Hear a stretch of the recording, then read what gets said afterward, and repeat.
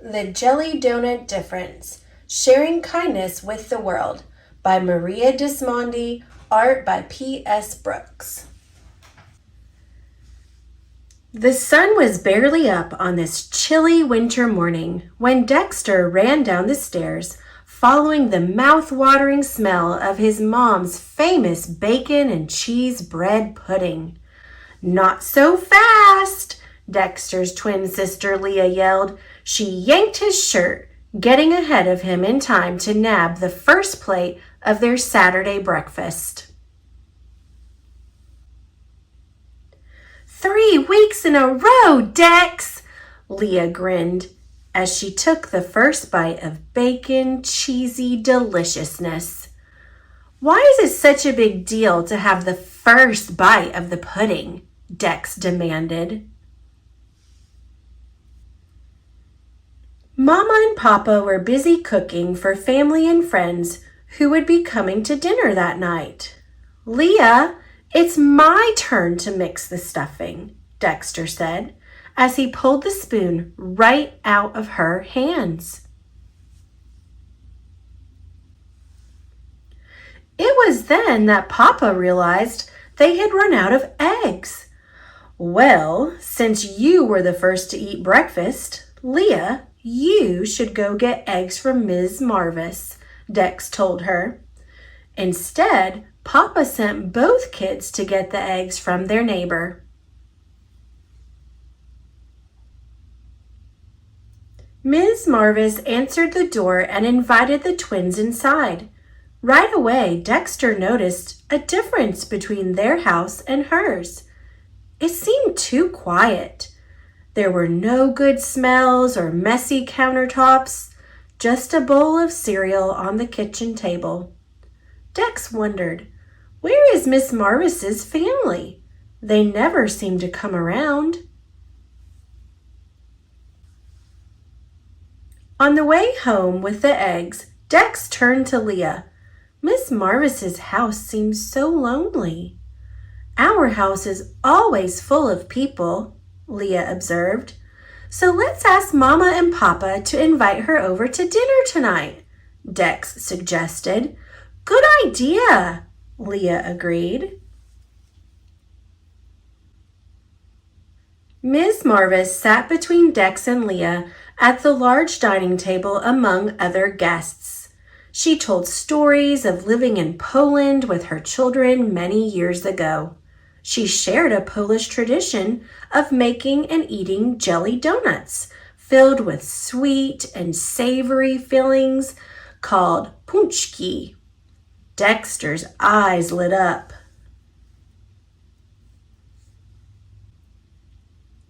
Ms. Marvis told them, traditionally, we made pączki during the winter months to use up all the lard, sugar, eggs, and fruit in the house before fasting for a holiday.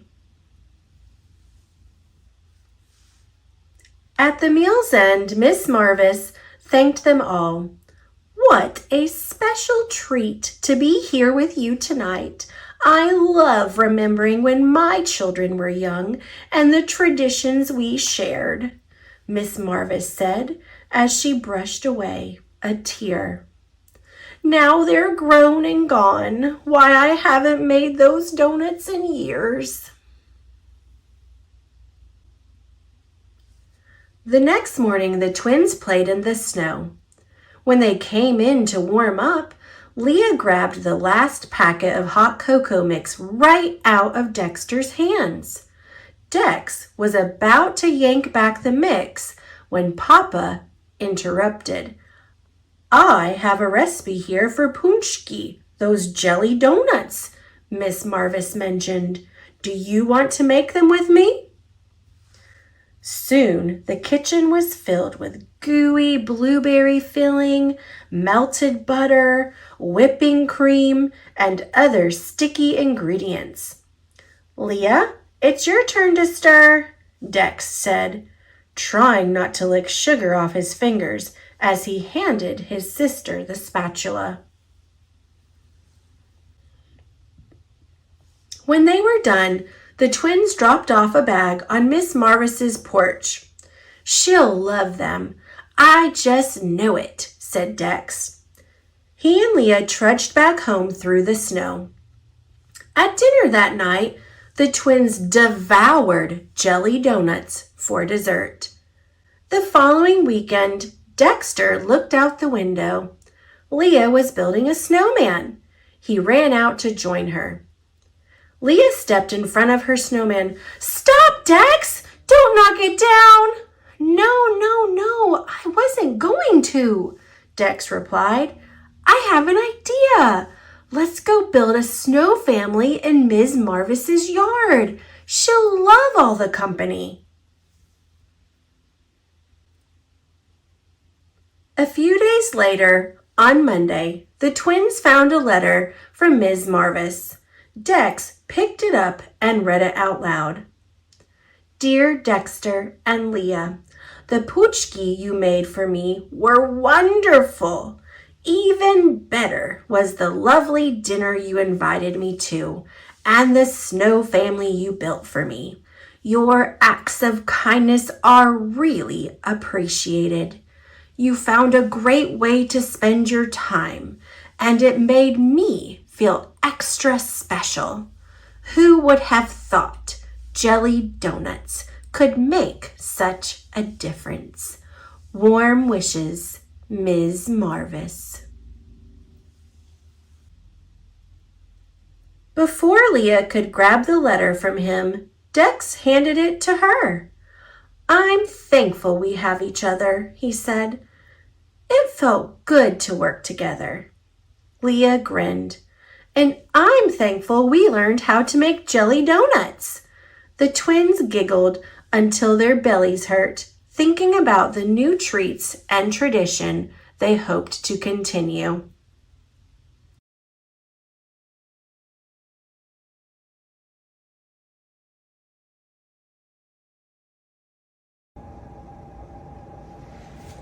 Kindness is Cooler, Mrs. Ruler, written by Marjorie Kyler, illustrated by Sachiko Yoshikawa.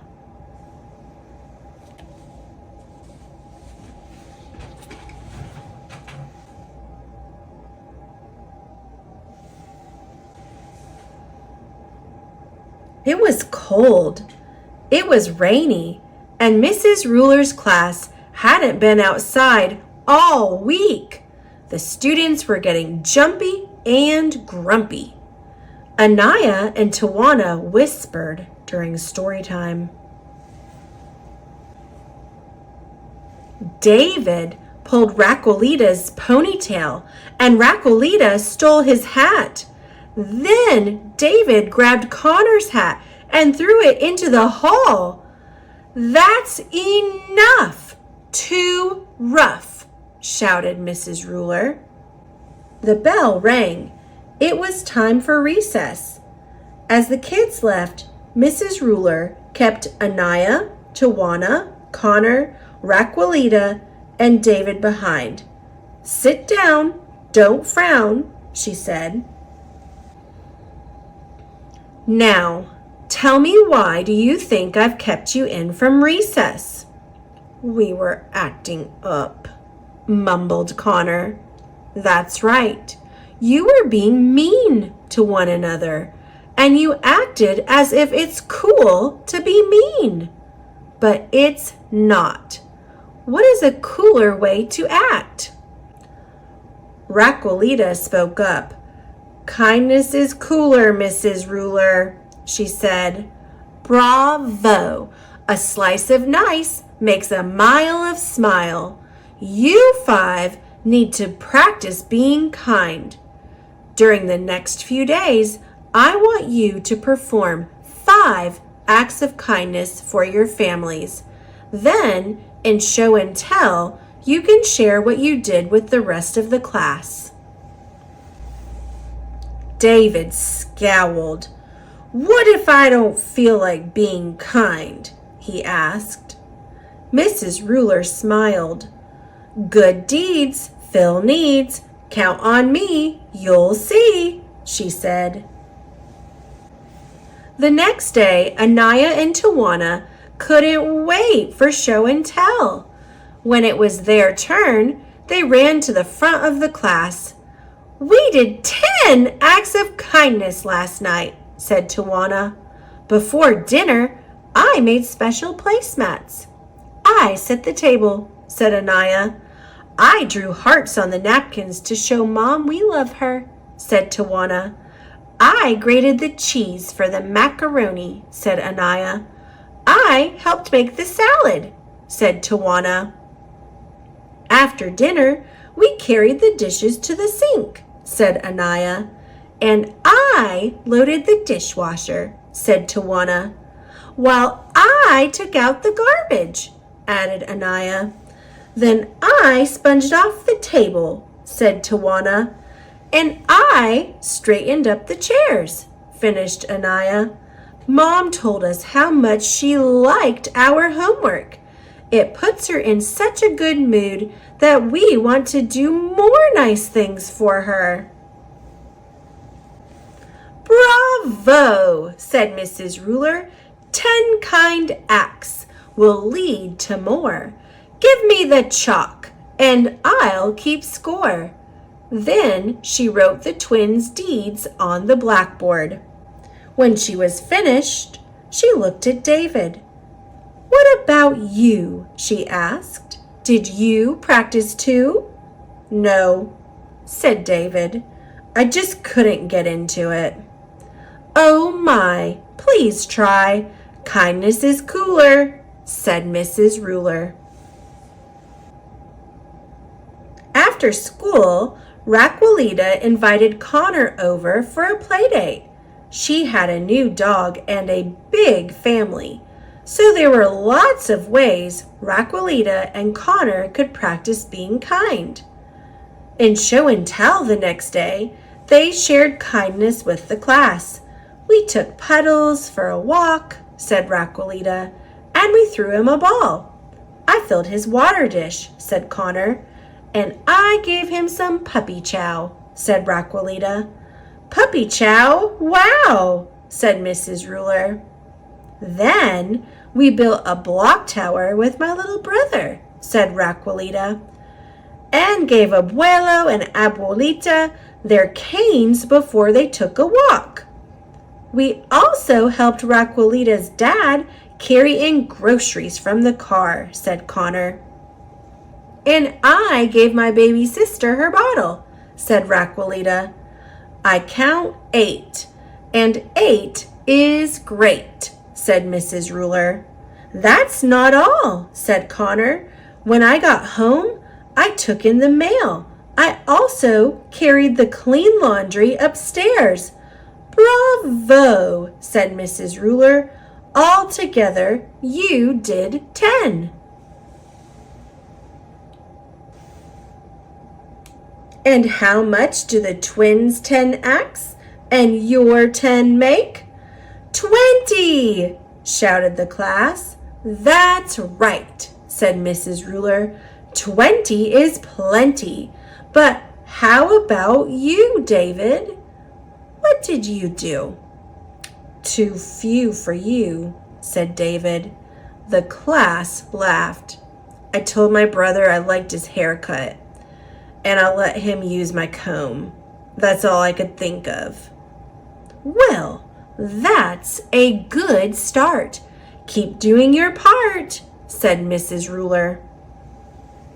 Lauren raised her hand.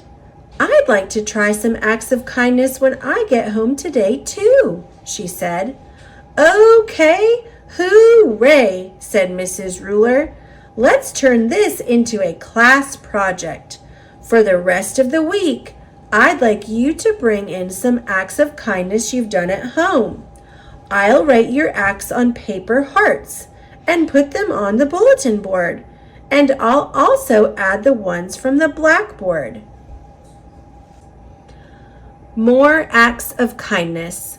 Put away clothes, vacuumed living room rug, shelved books, let my big brother use my computer, told Dad I liked his shirt, got sister a Band-Aid when she skinned her knee. And more kindness. Cleaned my room, fed goldfish, emptied waste baskets, watered houseplants, put groceries away, drew pictures with my little sister, told my sister that she has nice teeth. The class really came through.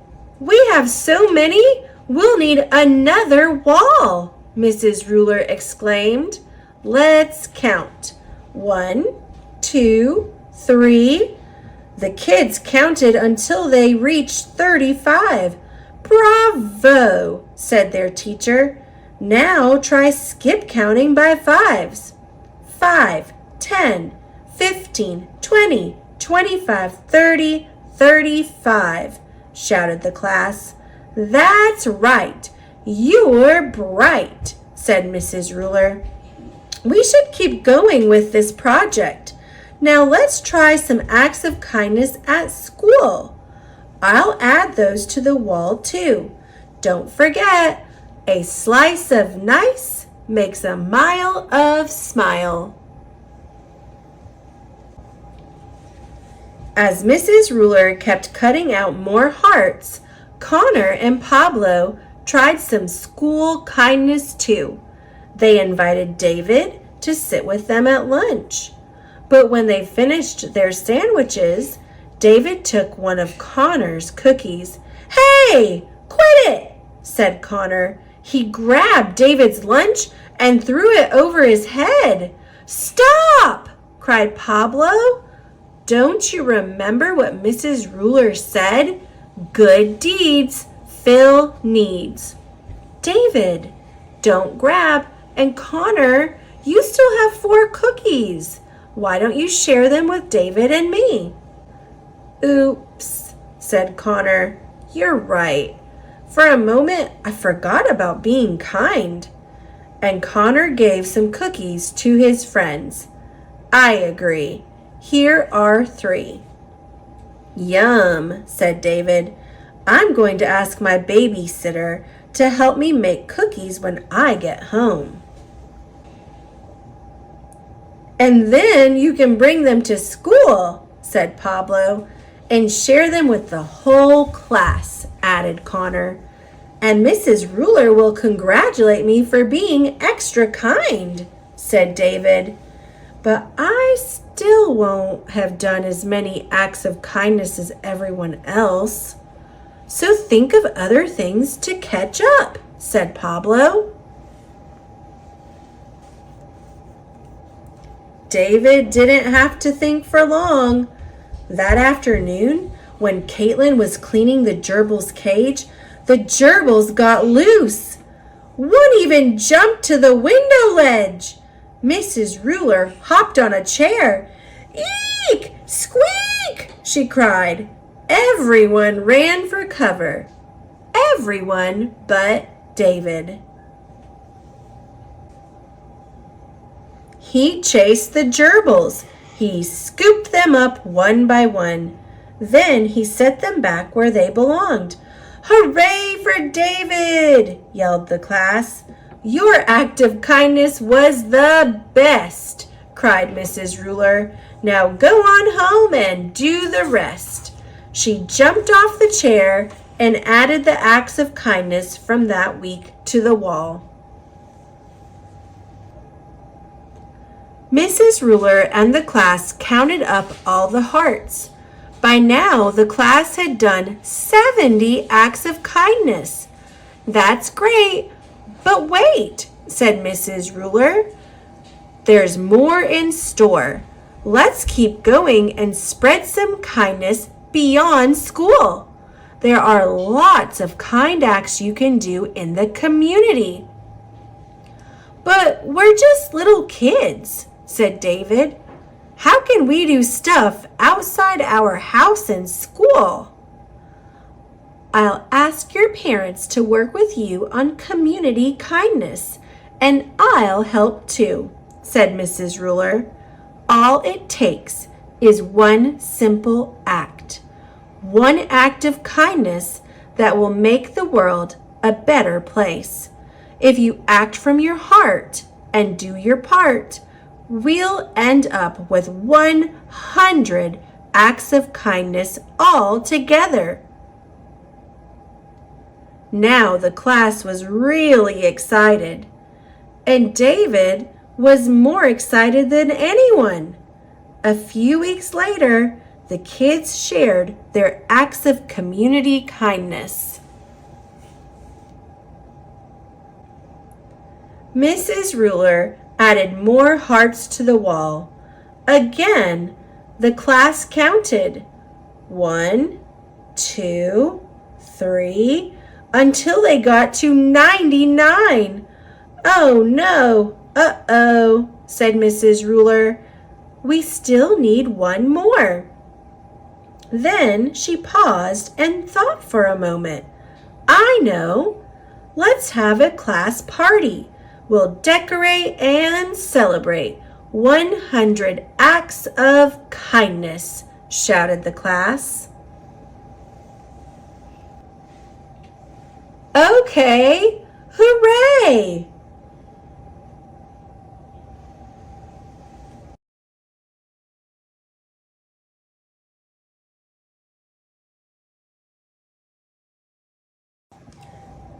Be Kind by Pat Zietlow Miller, illustrated by Jen Hill. Tanisha spilled grape juice yesterday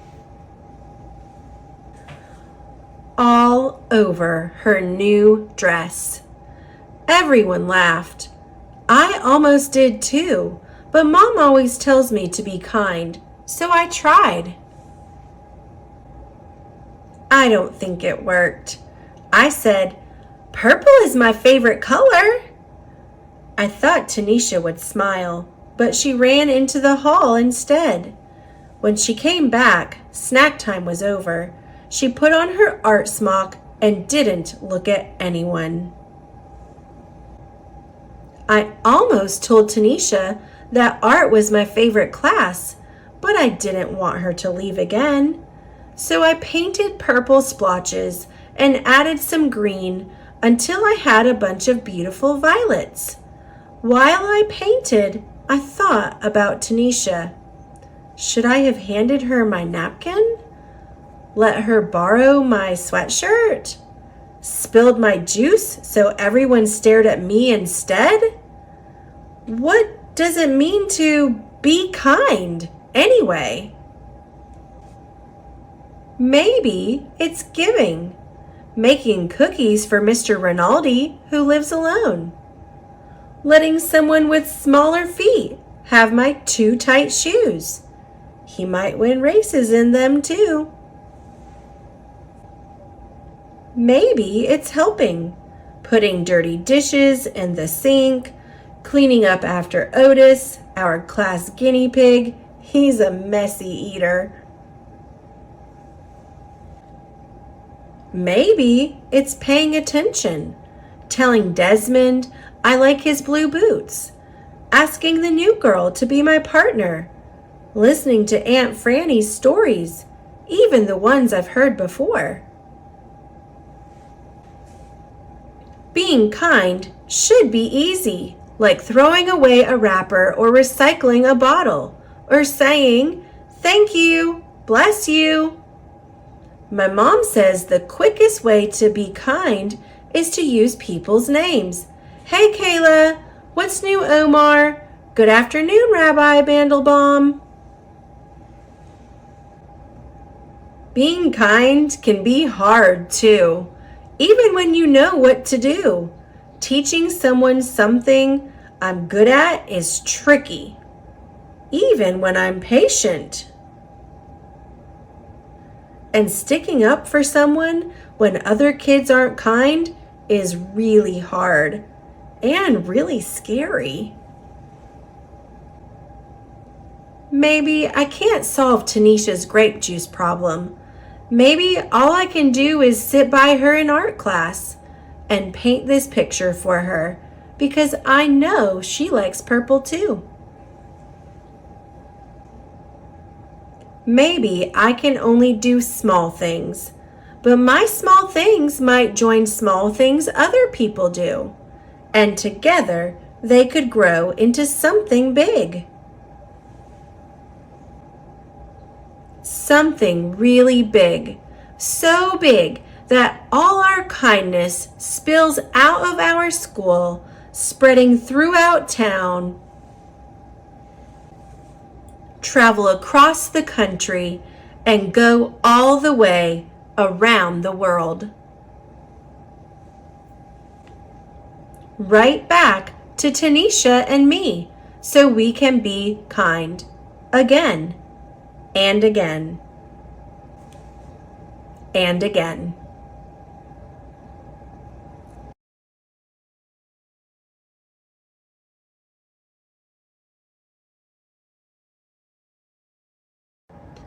Those Shoes by Mary Beth Boltz, illustrated by Noah Z. Jones.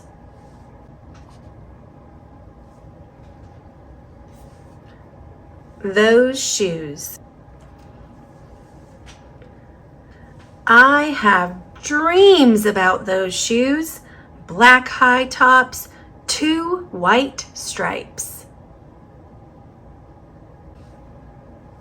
Grandma, I want them. There's no room for want around here, just need, Grandma says. And what you need are new boots for winter. Brandon T. comes to school in those shoes.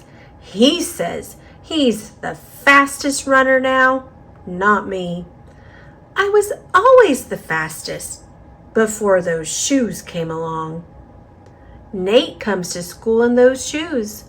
Antonio and I count how many times Nate goes to the bathroom. 7 times in one day, just so he can walk up and down the hall real slow. Next, Alan, Jacoby, and Terrence each get a pair. Then one day, in the middle of kickball, one of my shoes comes apart. Looks like you could use a new pair, Jeremy, Mr. Alfrey, the guidance counselor, says. He brings out a box of shoes and other stuff he has for kids who need things. He helps me find the only shoes that are my size, Velcro. Like the ones my little cousin Marshall wears. They have an animal on them from a cartoon I don't think any kid ever watched. When I came back to the classroom, Alan Jacoby takes one look at my Mr. Alfrey shoes and laughs. And so do Terrence, Brandon T., and everyone else. The only kid not laughing is Antonio Parker. At home, Grandma says, "How kind of Mr. Alfrey." I nod and turn my back. I'm not going to cry about any dumb shoes. But when I'm writing my spelling words later, every word looks like the word shoes. And my grip is so tight on my pencil, I think it might bust.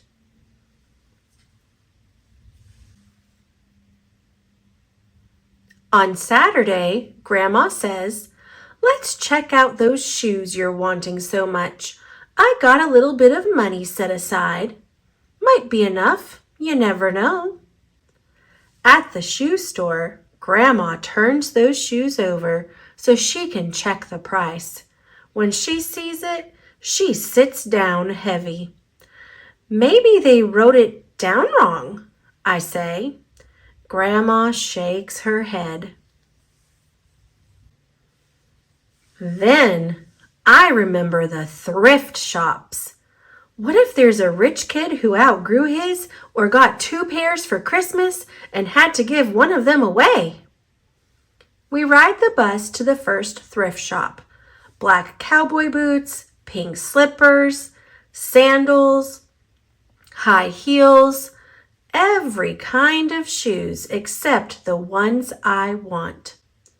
We ride the bus to the second thrift shop. Not a pair of those shoes in sight. Around the corner In the third thrift shop, I see something in the window. Black shoes with 2 white stripes, high tops, perfect shape, $2.50. Those shoes! My heart is pounding hard as I take off my shoes and hitch up my baggy socks. How exciting! Grandma says. What size are they? I shove my foot into the first shoe, curling my toes to get my heel in. I don't know, but I think they fit. Grandma kneels on the floor and feels for my toes at the end of the shoe. Oh, Jeremy, she says, I can't spend good money on shoes that don't fit. I pull the other shoe on and try to walk around. They're okay, I say, holding my breath and praying that my toes will fall off right then and there. But my toes don't fall off. I buy them anyway with my own money, and I squeeze them on and limp to the bus stop. At home, a few days later, Grandma puts a new pair of snow boots in my closet and doesn't say a word about my 2 big feet shuffling around in my 2 small shoes. Sometimes shoes stretch, I say. Grandma gives me a hug. I check every day, but those shoes don't stretch. I have to wear my Mr. Alfrey's to school instead. One day during math, I glance at Antonio's shoes. One of them is taped up, and his feet look smaller than mine. After school, I head to the park to think. Antonio is there, the only kid who didn't laugh at my Mr. Alfrey shoes. We shoot baskets. A loose piece of tape on Antonio's shoe smacks the concrete every time he jumps. I think, I'm not going to do it. We leap off the swings. I'm not going to do it. We race from one end of the playground to the other. I'm not going to do it, I say. Do what? Antonio says, breathing hard. Grandma calls me for supper and invites Antonio over too. After supper, he spies my shoes. How come you don't wear them? Antonio asks. I shrug. My hands are sweaty. I can feel him wishing those shoes were his. That night, I am awake for a long time thinking about Antonio. When morning comes, I try on my shoes one last time. Before I can change my mind, the shoes are in my coat. Snow is beginning to fall as I run across the street to Antonio's apartment. I put the shoes in front of his door, push the doorbell, and run. At school, Antonio is smiling big in his brand new shoes.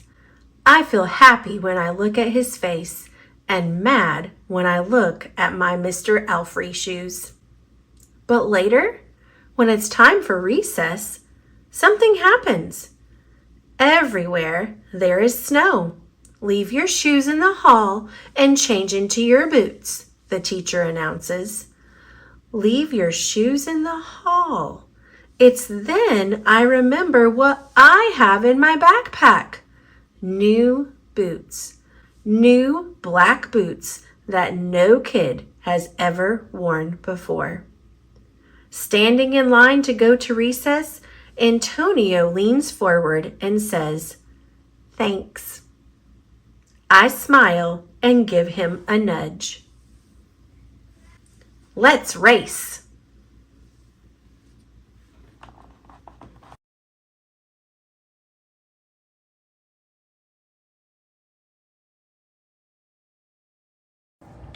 A Little Spot of Kindness, written and illustrated by Diane Alber. My name is Spot, and I'm not just any ordinary spot. I'm a little spot of kindness. I've never seen a spot of kindness before. What is a spot of kindness? A spot of kindness has a sticky back. The reason my back is sticky is so I can help kindness stick to you. Whoa. I come in so many colors because the easier I can be spotted, the easier it will be to remind you to be kind. Did you know that every time you are kind, a layer of happiness is added to your heart and to the hearts of others? And since you both have the power to make good choices, you can start making the choice to be kind. I know sometimes it's hard to remember to be kind, and that's why I'm here to help. All you need to do is place a spot on your hand, just like that. Now, every time you spot me, do something kind. I can't draw. This looks horrible. Don't you know that all great art starts with a scribble? I see it's working already.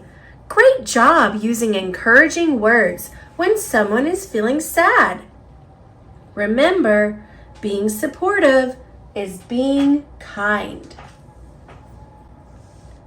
Can I please play with your dinosaur? Sure you can. Thank you for asking. That's wonderful that you're sharing toys. Remember, sharing is being kind. Saying hello to someone who is alone is a great way to be kind. Remember, being friendly is being kind. I'm so lonely. Hello, would you like to play? Saying please when you want something is one of the easiest ways to be kind. Remember, being polite is being kind. May I have some more water, please? Sometimes being kind can be hard, like when you break something by accident, but this is a perfect time to be kind. Remember, apologizing is being kind. My favorite pink crayon! I'm so sorry I broke your crayon. It was an accident.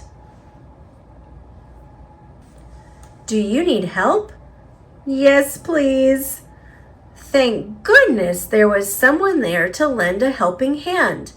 Remember, helping is being kind.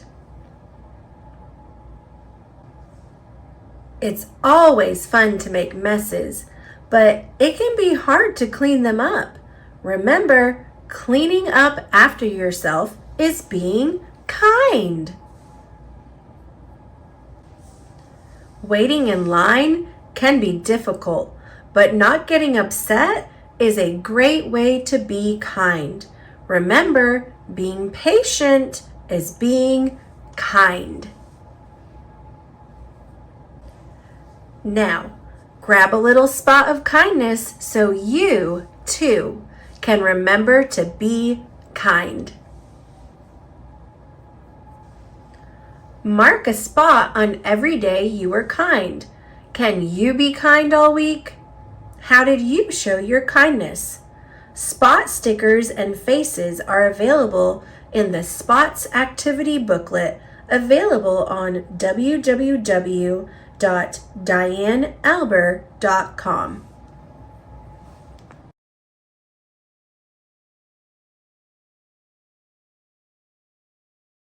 You Can Be Kind, Pout Pout Fish by Deborah Dyson. Pictures based on illustrations created by Dan Hanna.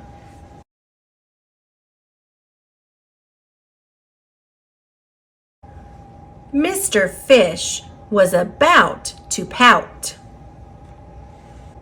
One friend was unhappy, then two friends were, then three, then four.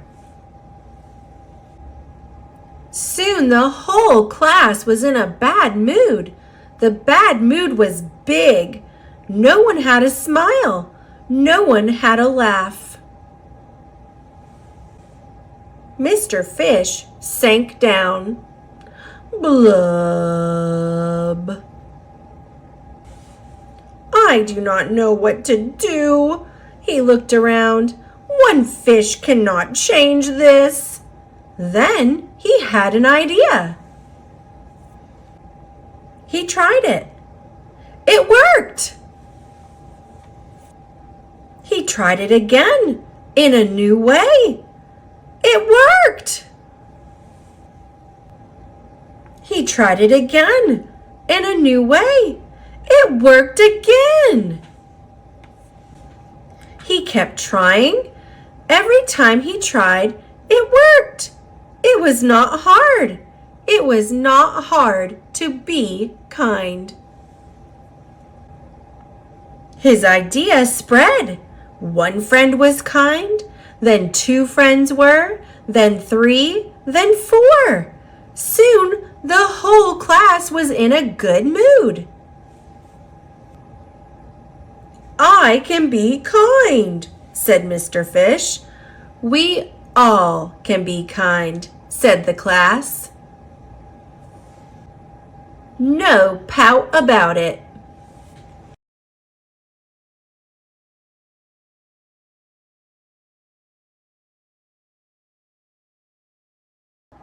Spaghetti in a hot dog bun. Having the courage to be who you are, by Maria Dismondi. Illustrated by Kim Shaw. The delicious smell of breakfast filled the air as Lucy's grandpa handed her a plate. Lucy smeared ketchup on her toast. She turned to her grandpa and said, "Papa Gino, Harriet said she's never heard of ketchup on toast. Her family uses butter and jelly." It's okay. Not everyone likes the same thing, Lucy. It doesn't mean one person is right or wrong. We're all different. What a boring world it would be if we were all exactly alike. Do you remember what's really important? Papa Gino asked. Yes, Papa. Even if we are different from others on the outside, we all have a heart with feelings on the inside. That's my girl. Remember, when you treat others with love and kindness, you are doing the right thing, Papa Gino replied.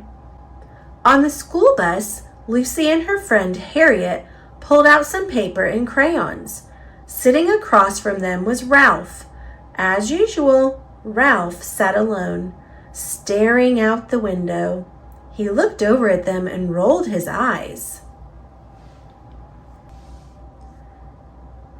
In the classroom, Lucy sat down near the teacher. Ralph carelessly hurried over and tripped on Lucy's foot. Before long, he was glaring at her. Ralph whispered, "Woof, I can't see the book with this poodle in front of me." Lucy could hear him giggling behind her. Oh no, why did it have to be me? She wondered. During lunch, Harriet shouted one of her silly jokes over the other children's voices.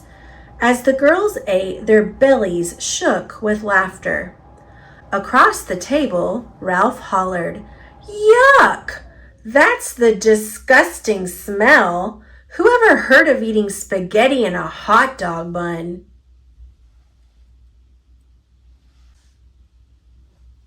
Tony and the other children at the table turned away from Ralph, shaking their heads. Ralph continued, "Poor little Lucy with her hair so poofy." Tears filled Lucy's eyes, and she began to cry. On the way home, Lucy thought about what had happened. Maybe Ralph is mean to me because he thinks being different is bad. I wish he would stop teasing me. Slowly, Lucy stepped off the bus. "How was your day?" Papa Gino asked. "Fine," she mumbled. Papa reached over and pulled a crayon out of her hair. "How did this happen?" he asked. Lucy didn't say a word. That night, as Papa Gino tucked Lucy into bed, he asked, "Is everything all right at school?" Lucy rolled over. He sat down and whispered, "Always remember, if something's not right, we can work on fixing it together." "It's not that easy," thought Lucy. "How do I stop Ralph from teasing me? How can he have a heart and be so mean?" Lucy had a hard time falling asleep, worrying what would happen tomorrow. The following day, Lucy was surprised to find Ralph leaving her alone, until Lucy took the bag Ralph handed her. Inside were dog bones with a note that read, "Lucy, Lucy eats stinky food that puts us in a big bad mood. Lucy, Lucy, hair shaped like a cone. Here's a treat for you, a yummy dog bone." The beating of Lucy's heart was so loud she knew everyone around her could hear it. "Stop! It hurts my feelings when you do this, Ralph," Lucy said. "Please stop." Ralph turned and walked away. It was time for recess, and Lucy played alone. She didn't want to tell her teacher about Ralph. She was afraid of being a tattletale. Lucy wished Papa Gino was there to help. What should I do? She asked herself over and over. The bell rang as recess ended. "Help!" cried a child off in the distance. Tony yelled, "Ralph got himself stuck at the top of the monkey bars. It's the funniest thing I've ever seen." "This is my chance. I'll go tell Ralph how mean he really is. M-E-A-N, mean." Lucy stomped off toward the monkey bars. When she reached Ralph, Lucy paused. She looked him in the eye and said, "What you did was so mean." Standing before Ralph, Lucy could hear her papa's words. Ralph did have a heart with feelings. In that moment, Lucy decided what she would do. She saw tears in Ralph's eyes. He hesitated to move and whispered, "I'm scared." Lucy reached out and said, "Here, take my hand," and she helped him down. The two walked back to the classroom without saying a word. As the bus pulled up to Lucy's stop, Ralph reached over and handed her a picture. Lucy was amazed by what she saw. "Thanks," she muttered softly. After she got off the bus, Lucy smiled and said, "Papa, there's this boy, Ralph, who was really mean to me. Today he was in trouble and I helped him." Papa Gino hugged Lucy and replied, That took a lot of courage. It wasn't the easiest thing to do. You chose to treat others the way you want to be treated. I'm so proud of you, Lucy. As they walked home, she asked him what was for dinner. When Papa Gino said spaghetti, Lucy knew immediately what she would have for lunch the next day. Her favorite sandwich, spaghetti in a hot dog bun.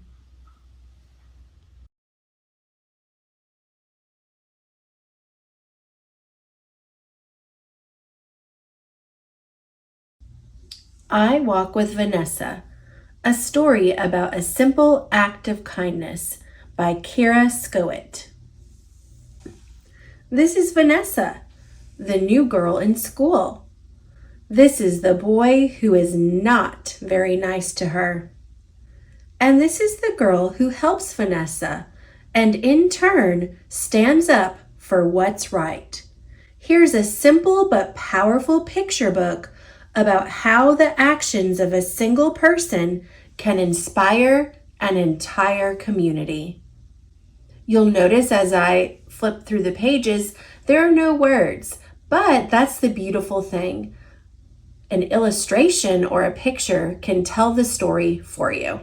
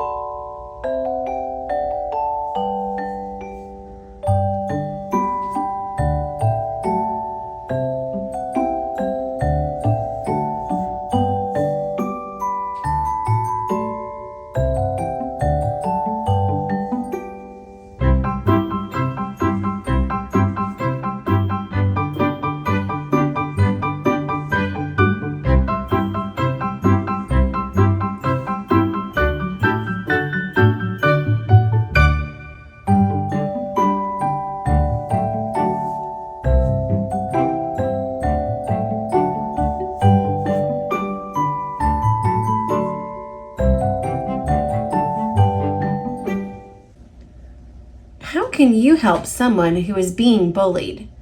When you see someone being hurt or bullied, there is often something you can do. No matter how small it may seem to you, it makes a big difference to the person who is being hurt. Here are some suggestions. Be extra friendly to that person. Include them in your play and games. Let them know you will not join in when other kids are being mean or bullying. The girl in this book noticed what happened to the girl who was being bullied. Then she thought about how she might feel and what she should do. When you see mean behavior or bullying, ask yourself, how would I feel if that happened to me? It is important to always be safe when you respond to bullying behavior. If someone is being hurt or bullied, you can tell a trusted grown-up. Letting someone know help is needed is not tattling. Tattling is getting someone in trouble, and telling is getting someone out of trouble. As in the story, actions can be contagious. Kindness multiplies. One small act of kindness can inspire more kind acts. So talk to others about how your ideas for showing kindness and invite them to join you.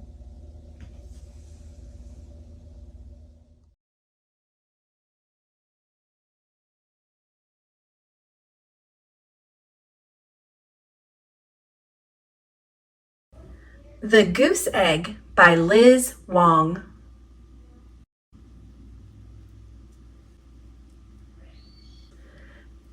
Henrietta loved quiet. She savored the stillness of the morning as she sipped her Darjeeling. She loved the soft rustle of the newspaper as she turned its pages. And more than anything, she loved the lake. The lake could be noisy on the surface. But once Henrietta slipped below the surface, there was only the faint murmur of the water. She lost herself in her thoughts. Sometimes she got a little too lost. Bonk! Henrietta's thoughts scattered. She went home to collect herself. She gently felt her sore head. What a lump! A real goose egg! So she bandaged her head and kept quiet, waiting for the bump to heal. Until... crack! She felt the top of her head. She felt something soft, something fuzzy, something like a baby goose. Mama! Oh my, that was a real goose egg! Henrietta ran back to the lake, found a nest, and carefully placed the baby goose inside. Henrietta waited and waited. Mama, I'm sure your mother will be back soon. But no mother bird appeared. Henrietta couldn't just leave poor Goose alone. She scooped her up and took her home.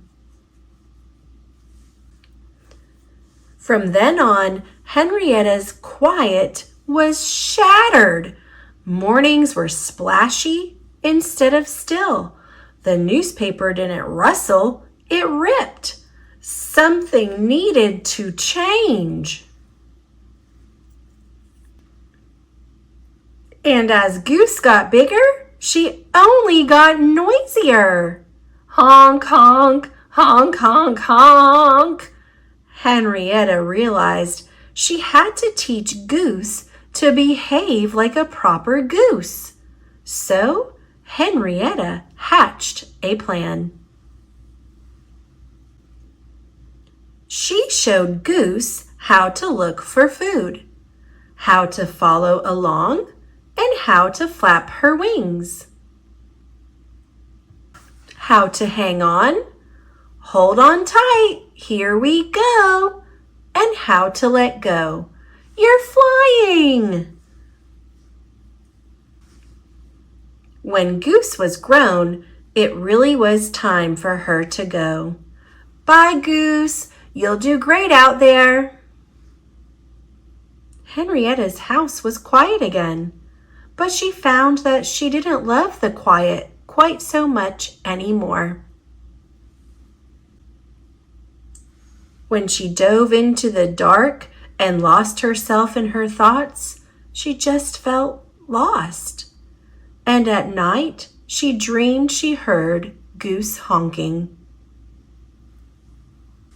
Then one day, the honking was real.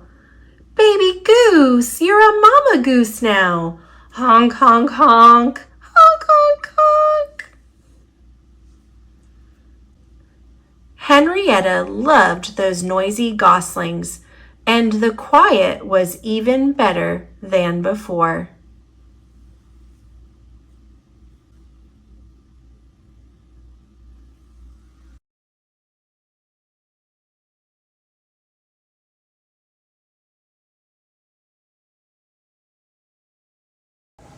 Last Stop on Market Street.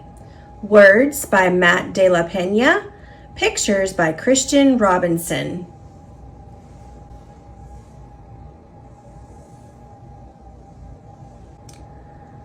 CJ pushed through the church doors, skipped down the steps. The outside air smelled like freedom, but it also smelled like rain, which freckled CJ's shirt and dripped down his nose. He ducked under his Nana's umbrella, saying, "How come we gotta wait for the bus in all this wet?" "Trees get thirsty too," his Nana told him. "Don't you see that big one drinking through a straw?" CJ looked for a long time, but he never saw a straw. From the bus stop, he watched water pool on flower petals, watched rain patter against the windshield of a nearby car. His friend Kobe climbed in, gave CJ a wave, and drove off with his dad. "Nana, how come we don't got a car?" "Boy, what do we need a car for? We got a bus that breathes fire, and old Mr. Dennis, who always has a trick for you." The bus creaked to a stop in front of them. It sighed and sagged, and the doors swung open. "What's that I see?" Mr. Dennis asked. He pulled a coin from behind CJ's ear, placed it in his palm. Nana laughed her deep laugh and pushed CJ along. They sat right up front. The man across the way was tuning a guitar. An old woman with curlers had butterflies in a jar. Nana gave everyone a great big smile and a good afternoon. She made sure CJ did the same. The bus lurched forward and stopped, lurched forward and stopped. Nana hummed as she knit. "How come we always gotta go here after church?" CJ said. "Miguel and Kobe never have to go nowhere." "I feel sorry for those boys," she told him. "They'll never get a chance to meet Bobo or the Sunglass Man. And I hear Trixie got herself a brand new hat." CJ stared out the window, feeling sorry for himself. He watched cars zip by on either side, watched a group of boys hop curbs on bikes. A man climbed aboard with a spotted dog. CJ gave up his seat. "How come that man can't see?" "Boy, what do you know about seeing?" Nana told him. "Some people watch the world with their ears."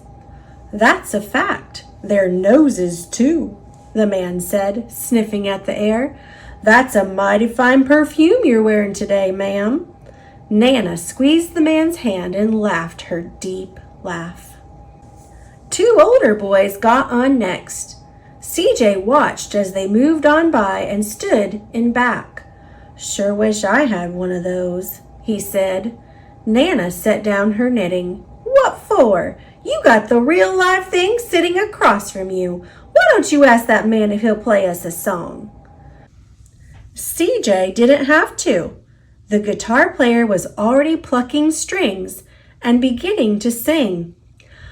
"To feel the magic of music," the blind man whispered, "I like to close my eyes."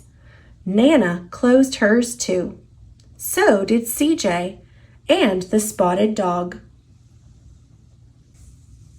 And in the darkness, the rhythm lifted CJ out of the bus, out of the busy city. He saw sunset colors swirling over crashing waves, saw a family of hawks slicing through the sky, saw the old woman's butterflies dancing free in the light of the moon. CJ's chest grew full, and he was lost in the sound, and the sound gave him the feeling of magic. The song ended, and CJ opened his eyes.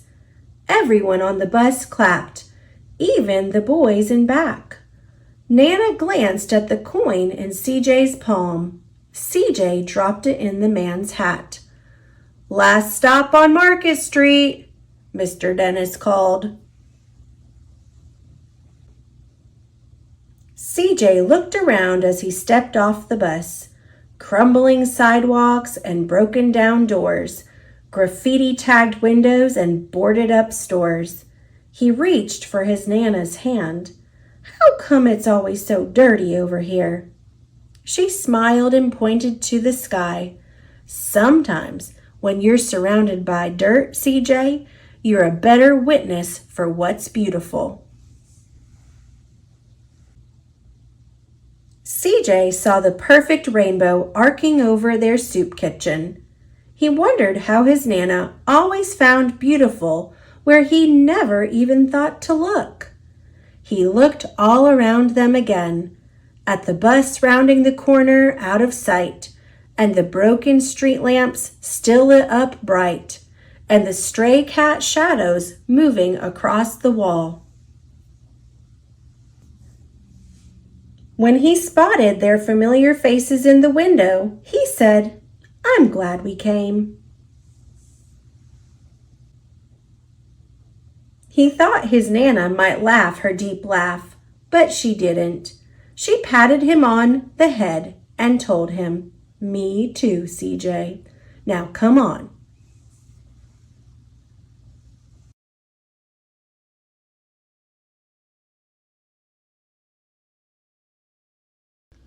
Each Kindness by Jacqueline Woodson, illustrated by E.B. Lewis, creators of The Other Side.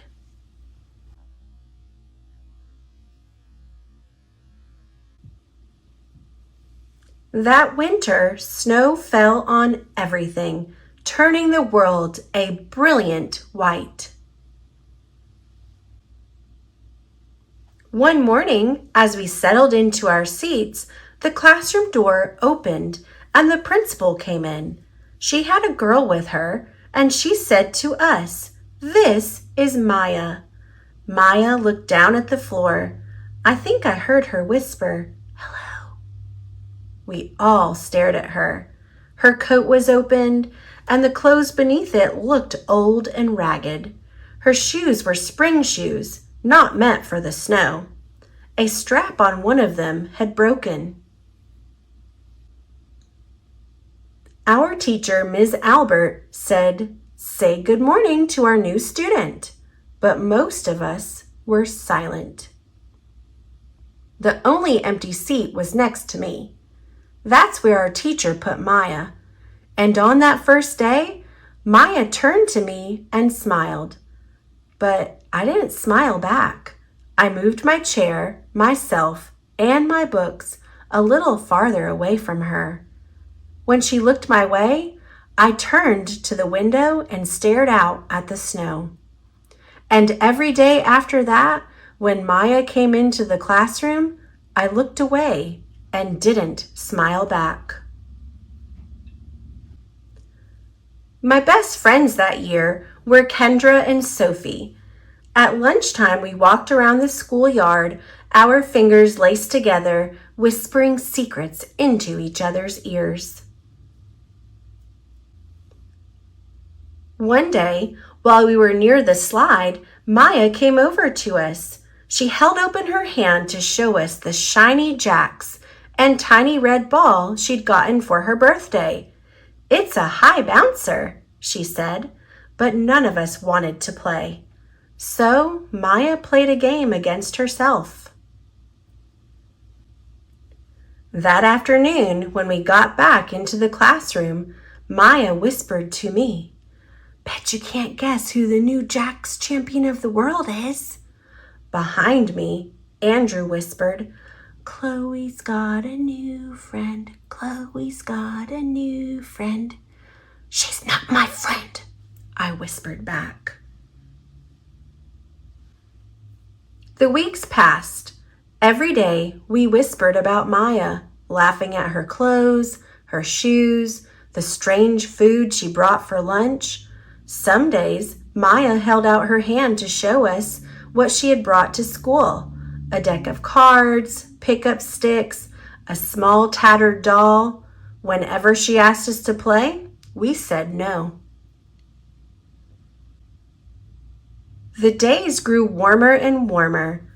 The pond thawed, grass began growing where snow had once been.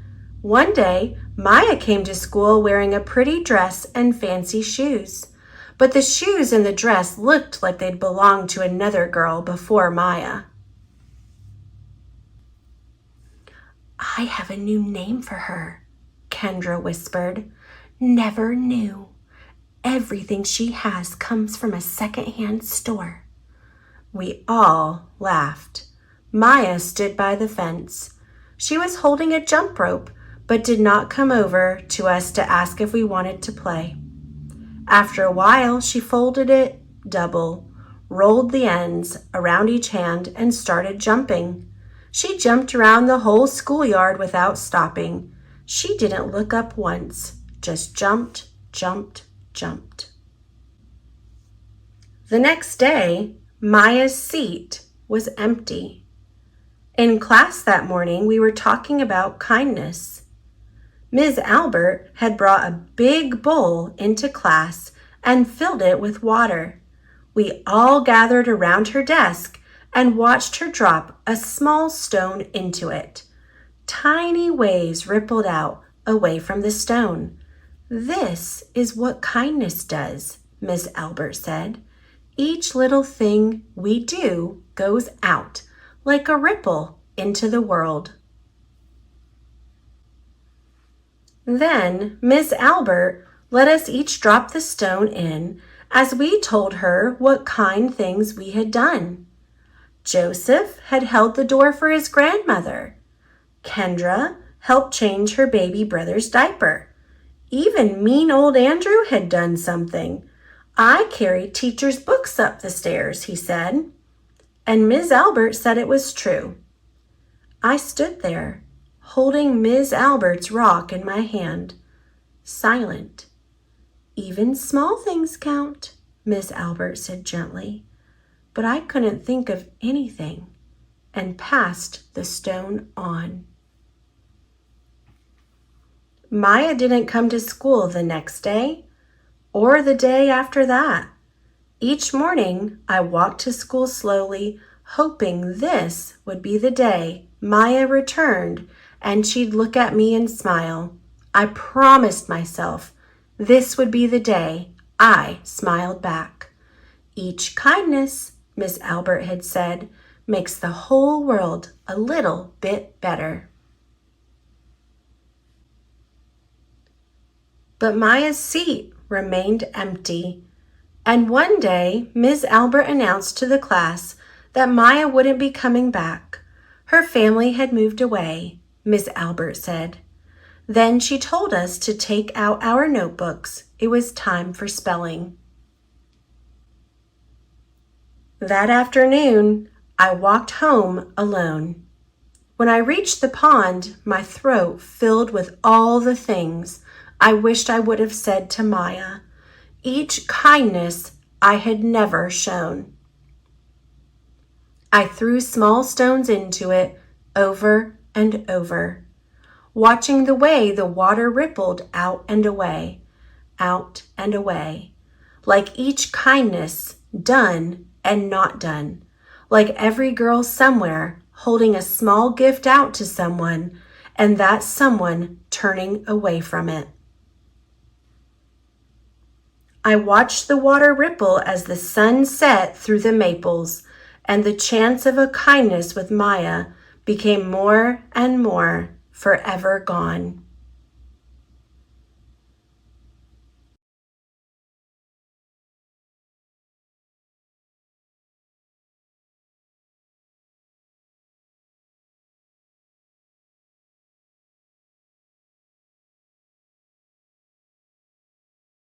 The Gift That I Can Give by Kathy Lee Gifford, illustrated by Julia Seal. I'm one of a kind. I'm my very own me. exactly the person God made me to be.